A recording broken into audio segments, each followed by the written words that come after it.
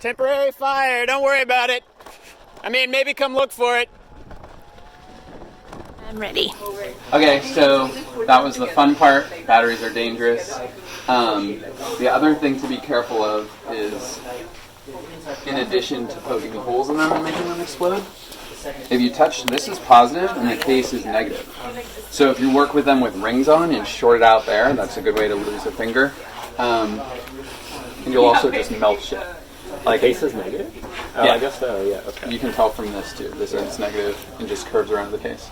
Yeah, the way my brother, who's an electrical engineer, put it is that there is a fuse whether you put a fuse in or not. Something is going to melt if you just put all the power through it. So to back up a little bit, what is power? Power is whatever watts equals volts times amp. That's my mnemonic fun device to remember it. There's this elaborate, I don't know if this helps anybody, but there's this elaborate analogy to water, like water pressure, like how there's PSI and when you have a water supply, that's the same as volts. The hose size, like the diameter of your piping, is the same as amperage. The flow rate, like how many gallons per minute of water you have flowing, is the same as watts, how much power you have flowing at a given time. And then the amount, like you have this many gallons of water that have flowed. In a battery, you have however many watt hours. And you can figure that out by looking at the volts times the amps, or the pressure times the size of the hose in the water analogy. It doesn't make as much sense, but there's this thing that's kind of like friction. Well, that is friction, called resistance. It's like, imagine if there were sand in the hose or something. That's measured in ohms, and it's like how much you're slowing down the flow of power. We worry about that a lot more for DC than for AC. That's why you'll see like really thick wires that have less resistance that we use on the trailers and on the battery packs. Most batteries that you'll see, like almost never will you just have one like this unless it's in like a little flashlight or something. Most things have giant packs of them. Like this is similar to what some scooter company uses in one of their fancier shared scooter systems. It lives right in the base, and if theoretically chopped off the neck, you would theoretically disable the GPS and be able to just theoretically walk away with a battery like this, which is pretty nice. If you look closely, you can tell it's made up of these. You can also take it apart more to see individually. Because I'm probably going to use it like this, I'm not going to on this one. But basically it's 1, 2, 3, 4, 5. You can tell it's 3 by 1, 2, 3, 4, 6, 7. Like 3 by 16 or so like 48 of these cells. These are like, what, $2, $3 each new? So like, this is a good amount of power. Each of these represents about like 8 watt hours of usable power. So this is like a substantial amount of power. Most everything is these, like literally these specific cells are what Tesla, they're switching now, but for years they use these exact same ones. Sometimes people use little pouches, but more or less everything's made up of these, are very similar individual cells. In this case, they're 3.7 volts. Usually there's something near that. And then you wire them either in series or parallel. This, like, the first 50 times you do this, it won't make sense, and then it'll just be natural. But when you connect voltage in series, you sum it, so you add it up. So if you have 3 12-volt batteries, for example, in series, you'll get 36 volts. It's the sum of the voltage. If you have voltage parallel, it's equal. And amperage works in the opposite way. So what you end up doing, if you have a parallel circuit of 3 12-volt batteries, I'm saying 1 amp, as in like you are drawing 1 amp from them each. Instead of being able to do just 1 amp, you're able to do 3 amps. If you have, and then this is how it's written. It's 3S, 3 series, 1 parallel, or 1S, 1 series, 3 parallel. Those things will end up being a combination. This is a pack I made for the trailers a while ago. Instead of, it got a little corroded, but actually still works, surprisingly. These are old cells from one of the unicycles. The wrapping fell off of them. So like occasionally while I was putting it together, I'd short it out and have to like throw one of these because these 2 ends touched. But this is this kit that you just pop on the ends. It's cool for prototyping them. We'll talk a little later about how to actually spot weld them for permanence. This I did three. If you look closely later, you'll be able to tell by how these are connected. But this is 3S, 3 in series, to give me a little over, like about 12.6 volts. And then, what did I do? 1, 2, 3, 4. This is 3S 8P. So on most things, you'll end up having a combination of them. That gets you, 3 times the voltage, and then it's 8P. So I'm able to draw a lot more amperage from it than I can from an individual cell. What else? So like most of working... You said one cell is... So these are lithium-ion cells. One cell is 3.7 volts, 1 amp? Or sorry, 3 watts? Yeah, so that's actually a perfect question for right now. Most of working with batteries is Googling the battery number, like literally the name, which you can see. These are pretty safe, so you can pass that around. When it shorts out, does it go on fire? This one's lithium nanophosphate, so it's like less sketchy, less explodey. You'll see that ANR blah blah blah number. You literally just type that into Google in datasheet, and then you'll see this 2-page summary. It'll have curves and a bunch of numbers. Some of the key things you're looking for are the capacity. It'll usually be in milliamps for these individual cells. So for this specific battery, it's what's in the unicycles, pretty much the same as what's in like most of the shared scooter company scooters. You can buy them, you get them with flashlights. The capacitor on this is a little under 3 amp hours. And literally these numbers are just on, like you can look for these words on the data sheet. The voltage nominally is 3.6 volts. You'll also see how to charge it. And this will be different for like some exotic batteries, like these fatter green ones are this special kind, so they have a different voltage and a different charge and discharge profile. But with this example from the data sheet, you'll see you charge it up to 4.2 volts. Your charging current, this took me a while to figure out. They'll say for standard charge, it's 0.3 CA. When you see C or CA on charging or discharging, that just means multiply that. Like if it's 0.3 CA, multiply 0.3 by the capacity. So that just means you charge it at 0.8 amps. Does that make sense? And then for discharge, same deal. Usually it'll be a different number. There'll actually be curves for discharge. You can discharge it faster and get less life out of it, and that'll vary on chemistries. Like these crazy ones are heavier. These are actually a little less power, even though they're bigger and heavier than the 18650s, but you can discharge them super fast, as opposed to just being able to pull like a little, like these want to be discharged at no more than like 2 amps. These green ones you can go 10x that, like you can pull 20 amps out of it and it doesn't care. So then once you know that for a specific battery, you can figure out what a pack would look like. So for 3S 10P of those, 3 in series, 10 in parallel, that would be how many batteries total? 30? Right, exactly. And then the voltage we sum in series would be how much? If it's 9. 3.6 each, so 10.8. 10.8 nominal, you charge it to sum of the voltage for 3, which is 3 times charging voltage 4.2. So like literally I pull these, read this data sheet, and program that into my charge controller, whether it's one of these boxes that I'll talk about in a second or the solar one. I literally just say, okay, use the sun and the solar panels to charge these up to a maximum of 3 times 4.2 or 12.6 volts. By the way, I don't want to charge them too quickly or we might have a fireworks show like over there. When charging them, I want to make sure that I don't go over my limit for recommended charging current, which is 0.8 amps per battery, and I'm doing 10P. So that's 0.8 times 10, 8 amps. And this is actually kind of important if you're fucking around with just throwing these on like a big solar setup like I've been doing. Because peak sun, those solar setups will pull like 30 amps, so you could actually, like, you actually have to limit that and like check it.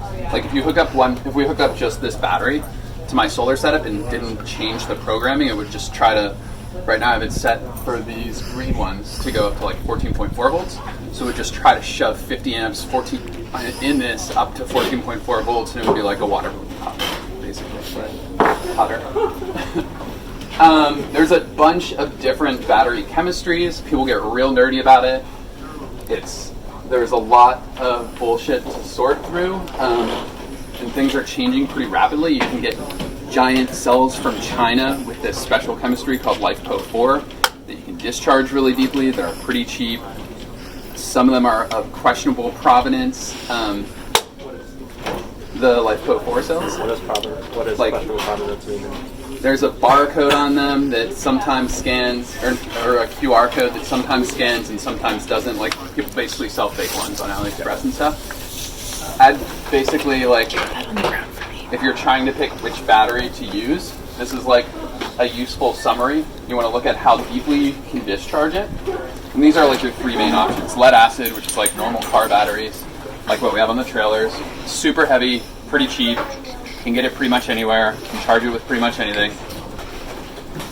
It's super inefficient. You can only discharge it halfway before you start reducing its lifetime.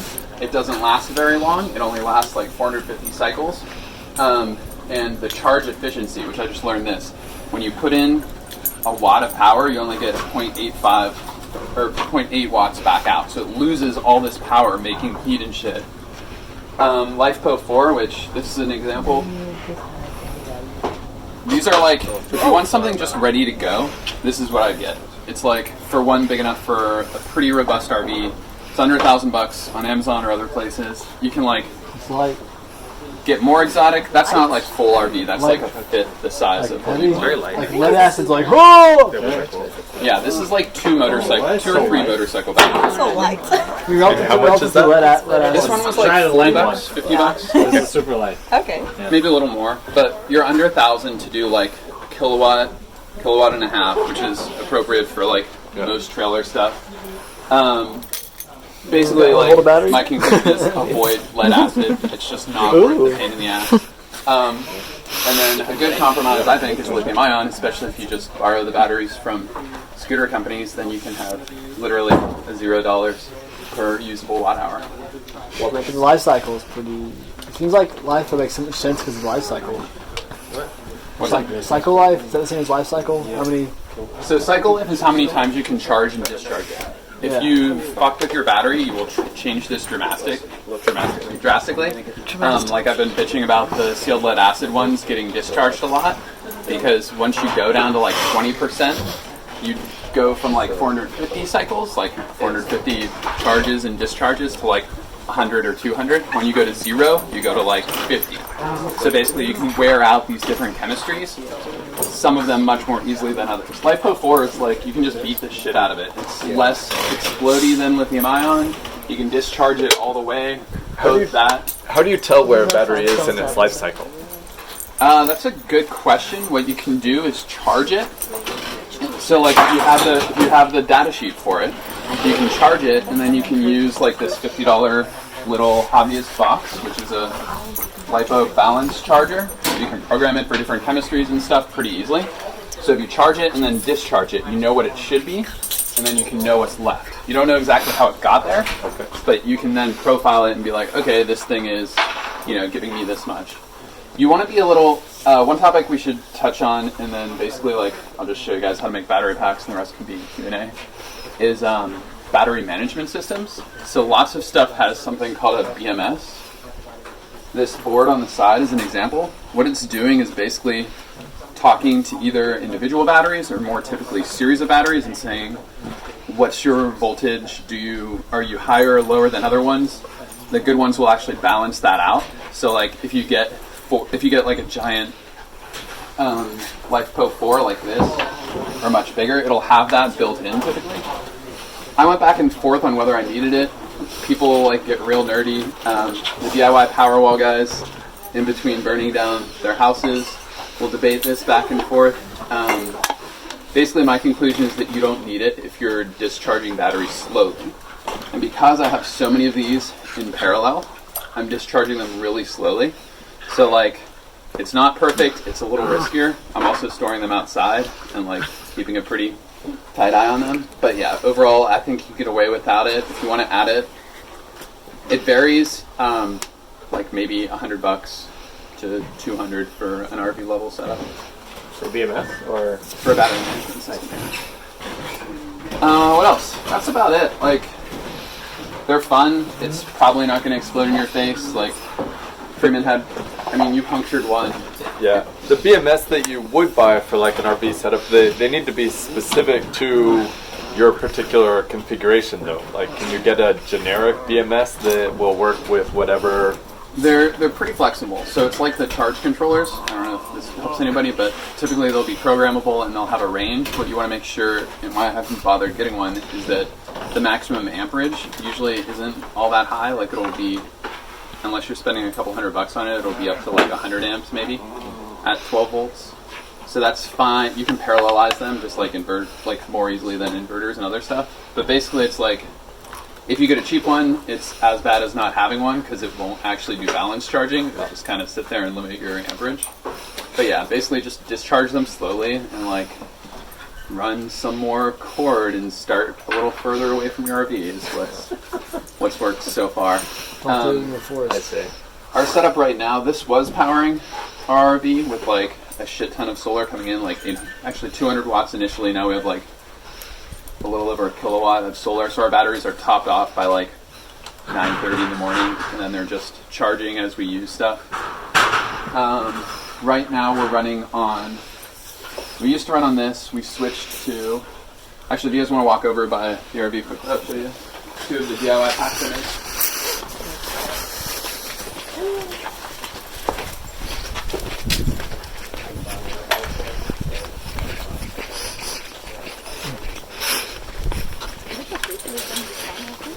That is a great question.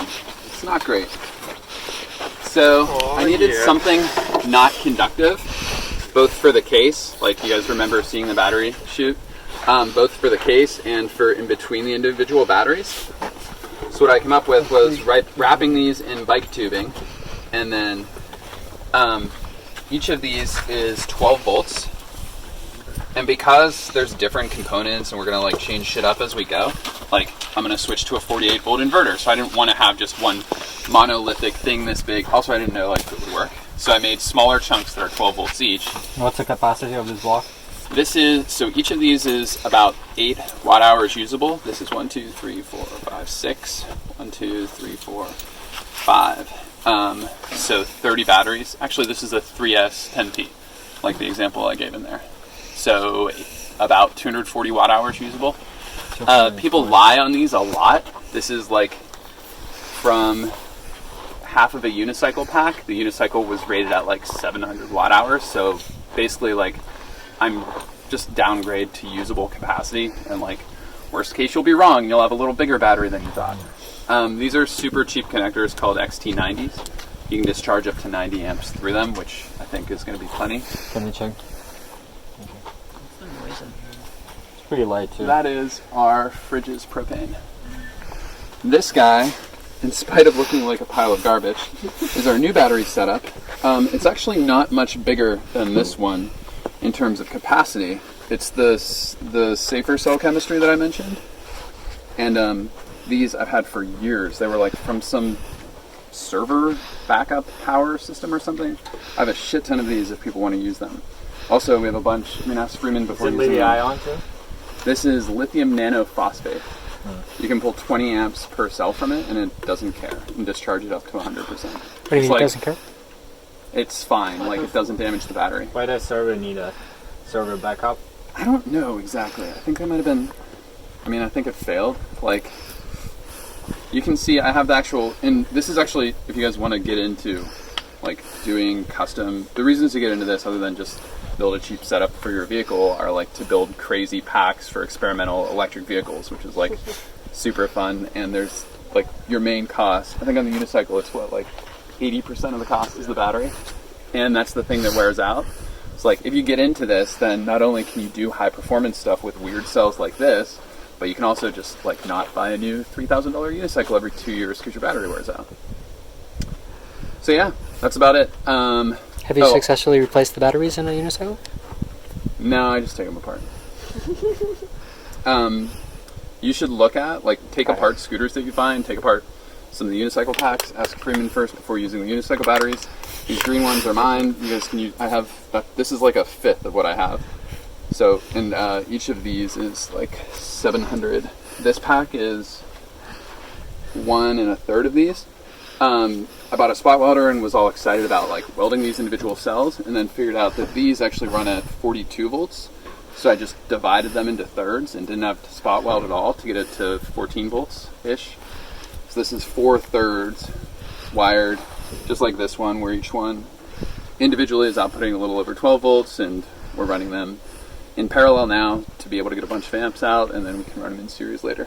I think with unicycle, it's challenging the tight space for that, you know, to pack them in certain configuration, but with like electric bike or something like that, might be much easier, because you just dump in there. We've seen some people, was it just for recharging or for actual like output to their unicycle, the backpack guys? Yeah. People will So you have a backpack? Exactly, and then they just wire it right to the charge port, which is a little sketchy, but Unicycle. If you fall, like.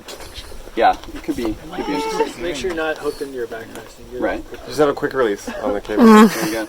And when you guys take these apart, like, I'm just getting good enough at it that you can see on the bottom here, I saved half of the case and reused it. This is actually, I found another of those coronavirus stops when God says stop signs, and took it down and then used it as my insulator in between the battery packs. So it's actually useful now. But yeah, if you're careful about it, you can take these apart and reuse the full setup. So you have your power insulation and everything. I want to get to where we do like 4 times this and fill a full like server rack thing, and then just put it back in the server rack and run like the stock fan and everything. Okay, so now I'll show you guys quickly spot welding, and then any questions, or we can blow up. Can you see how are these connected? Are they spot welded? It's underneath or on top? These are all. So all I did with this was cut apart these packs into thirds, test those, and we can get into that more. Oh, I see. They were already connected like that. Right. You cut So I added these 2 leads.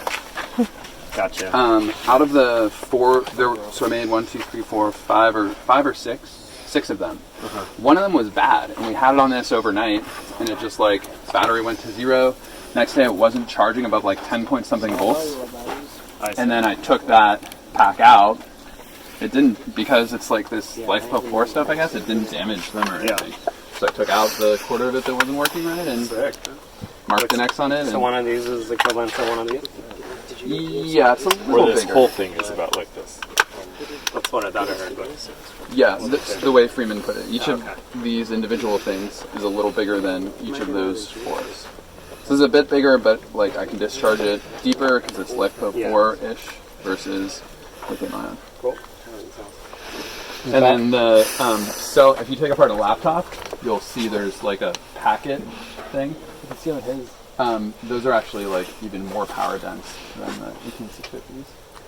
And for reference, like a MacBook Air has a weird like cell battery that's about 50 watt hours. It's the equivalent of like 18650s. Are they, like when they're in packs like that, are they actually cells like this, or just different shaped cells? No, it's an actual pouch. It's actually like, okay. Older. If we have any like RC stuff, some of those have soft, like usually they're silver in color. Yeah. Older cell phones, actually. More like all the cell light phones poly have batteries you see, like more that form factor. Exactly, yeah. Cool. You guys want to spot weld? Bad if water gets on the batteries. Yeah, it's not great. All of it's kind of like.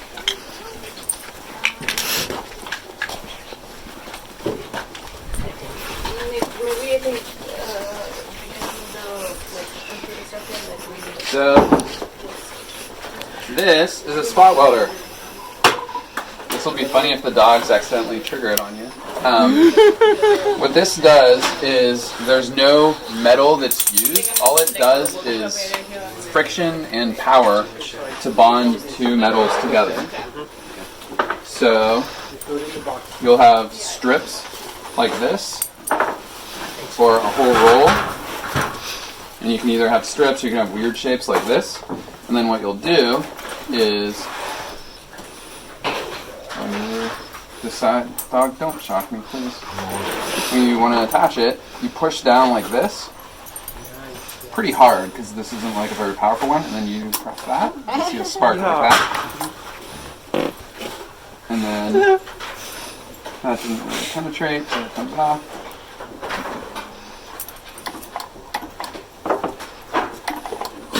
Cover the dog. So you'll see if you hold this down longer, like it's actually, this one's programmable. There's a nicer one that Freeman got that we can set up. It does this and also a handheld one. But basically what you're doing with this is just, now we have the negative from this battery. This whole surface equals negative from that battery. So if I want to do like 3S, I can do negative, and then positive. Then I would cut here, and then I'd do another battery here connected to this one, and then off of here, and off of that other battery here. In total, that would give me 3 times this voltage because it's in series. Everybody, does that make sense? To prototype, you guys can use these things. They literally just bolt on. It's a kit that some like DIY Powerwall guy put out. It's like, I mean, once you get used to it, you won't bother using it, but just to play around with them at first, you can do this. If you haven't used the multimeter, it's like super easy. You put this on positive, this on negative, turn to like whatever function you want. How do you know which function you want? So it depends what you're trying to do. Right. Like for this, I'm trying to figure out if I wired these correctly to be 12 volts. So I go to VDC, voltage DC, and touch there and there. It says negative 8.9. So I'm like, oh yeah, that side's positive. 8.9. Which means, looking at that for reference, I'm like either very deeply discharged. I happen to know that like it is right, and it's just deeply discharged. Does that make sense? So what's the range? Like it says like it's nominal voltage 3.6, but like is 0 volts, like, or this is what you were talking about the, you know, you only discharge them 50%, so then it's like 1.8 is a fully discharged battery. Let me pull up. So this is a simplification. Let me show you an actual data sheet. You can also get data sheets for the larger batteries. Like this is a data sheet for an Amazon sealed lead acid battery, like a smaller car battery. And it'll tell you largely the same stuff. To answer Freeman's question, you'll see here terminal voltage and discharge time. This shows when you discharge it at different rates at 0.25 C. So if you discharge it at a quarter of its capacity per hour, the terminal voltage after 60 minutes should be, this is another way you can kind of tell where your battery's at in the life cycle or in like how abused it's been. And then for 18650s, this is the curve. Unlike another advantage of lithium ion and LiFePO 4 versus sealed lead acid, is their voltage stays pretty high until they're almost all the way discharged. Like it's very consistent. This one. So this one answers your question. Discharge characteristics by rate of discharge. If you're discharging it at 1 C, if you pull its whole capacity in an hour, then it'll drop below 3 volts after putting out just under 3 amp hours. Okay. Does that make sense? Yeah, yeah. And it differs like... So they all have this like rapid changing at the end. Like when you get down to being fully discharged, they all just like collapse. Pretty much. Some of the slope of that, like if you're getting into fancy batteries, like if we start doing electric car motors and building our own packs, we're going to care about that a lot more because it'll like determine whether we can still fly. And the steepness of that slope varies. Like the crazy A123 ones have a nice, like very even and then like nothing basically. And then yeah. That's about it. There's a bunch of different chargers you guys can play with too. None of them are great. This is probably the best one from a bike company. If you do have sealed lead acids that you want to try to like make suck less, this is a desulfator. It like vibrates the sulfur back into solution in the acid, into the sulfuric acid, kind of. Physical vibration. Yeah. That's by physical vibration? Yeah. I mean, it like generates the vibration by putting AC into it. And like makes the plates vibrate. It's not like shaking the battery like it can be. Oh, I see. So it makes internal vibration to it. Yeah, that's about it. With the charger, so you have some, 3S, 2P, blah blah blah. Mm-hmm. Then with your fancy charger, like how do you have to program it to charge your sort of unique setup? Yeah, so it depends on the charger. These ones, which I'm going to order some more of because I've kind of smashed them, have an auto detect mode. They'll do 5 amps out of 12 volts, or up to like 13 or 14, and they have LiPo, charge, fast, auto detect, or normal auto detect, and they'll just guess at how many, whether it's 3S or 4S, which is really useful, especially when you have like something deeply discharged, because it'll start charging it, thinking it's fewer cells than it is. Yeah. Okay. That's another thing. Like if you get really discharged, you're not going to hurt stuff by putting in lower voltage. Yeah. You can always. I mean, maybe there's something at the extreme that's wrong about this, but like almost always, it's never going to hurt to discharge more slowly or charge more slowly, right? Like if you think about the rate of flow, think about the power, the watt hours, or the watts as the flow rate. Like it doesn't hurt to fill a bucket more slowly or take out of a bucket more slowly. Cool? Thanks, dudes. And yeah, feel free to use this stuff. Let me know if you... So how detailed do the charge controllers let you program things? Like, so the cheap yellow ones, which I think are the worst ones we have, will let you do what voltage you want it to charge to, what amperage you want it to charge to that at, and then I think it lets you, I don't use this, but it lets you do a float voltage as well, because sealed lead acid likes that. Like after it's full, keep trickling it at this lower amperage. okay, yeah. They're awesome, actually. I've thought about like, I mean, we'll see how this $100 one you recommended is, but if that's good, I'll probably switch. Because this was like $200 or $300, and it's starting to fuck up. These are like $50, and they fall apart, and you have to have an external AC to DC power supply for them. So if that $100 one works, I might just like charge controller. Find an AC DC power supply for it and use it as my like fuck around with batteries charge controller. Cool. Hope it works. Especially if you can change it over money Bluetooth too. and stuff. Yeah. So like rather than doing lithium, you can go custom by setting like all the preferential voltages for like charge up to this. Yeah, it doesn't really. The part where it says lithium just changes the like some details. I don't even think it changes details of the voltage. Yeah. Okay. Like it doesn't matter what chemistry you say it is. It's just like programming. Don't charge above this voltage. I think that's what I saw. If you go into like the deeper settings. Yeah. I see. Cool. Are these? So these are leads that you put on, or what is this? Attached? Yeah. Just a little getter rig. That was I don't know. Is that why it's corroded? well, it was actually sitting in water. Oh, okay. So Because I was wondering if you do all this, it looks like you use this as a lead. that's negative, and this is positive. Okay. And this is just putting, so if you, it's a little weird to follow through, but like if you started a lead, for example, you see like, okay, these are connected, and I happen to remember that I did these like color correct, like orange is on positive. Oh, I see.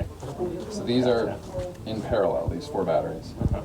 And then they connect in series to these. I see. And to these. So Yeah. this is a 3S this way, 4P this way, and then this is 3S.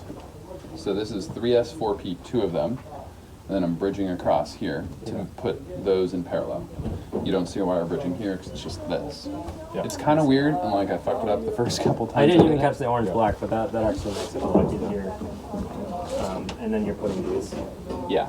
I see. These are a little squirrely to solder. are I these need some more soldered practice with them. I see. But yeah, if you get it too hot, this will actually melt and start moving Oh, I around. see. That's not fun.